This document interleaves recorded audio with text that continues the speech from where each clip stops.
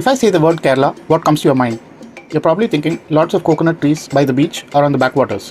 What if I told you that just 500 years ago, Kerala didn't have the millions of coconut trees that we are so familiar with today? We are telling 1001 stories, and this is number 13. Follow us to listen to more such stories.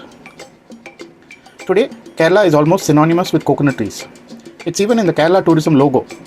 But if we went back in time and asked Vasco da Gama back in 1498, when he just arrived off the shores of Kozhikode, what he'd most associate with Kerala, he might have said a lot of things ranging from spices to rice, but coconut probably wouldn't have been top of his mind.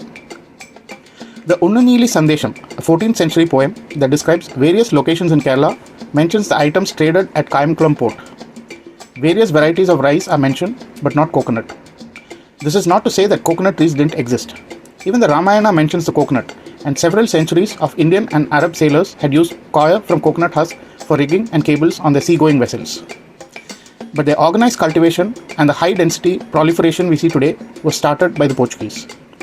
Vasco da Gama's successors captured an Arab vessel off Kuria Muria Island off the coast of Oman.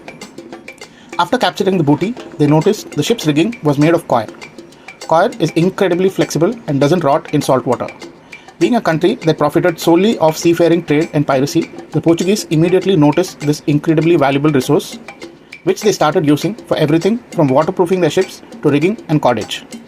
They even brought in better seed nuts from Africa and promoted its cultivation as a cash crop. Today, coir is one of Kerala's top exports, contributing several crores to the state's exchequer. Coconut trees also contribute heavily to the state's biodiversity and natural beauty. But it may not have been the case had it not been for Portuguese greed 500 years ago.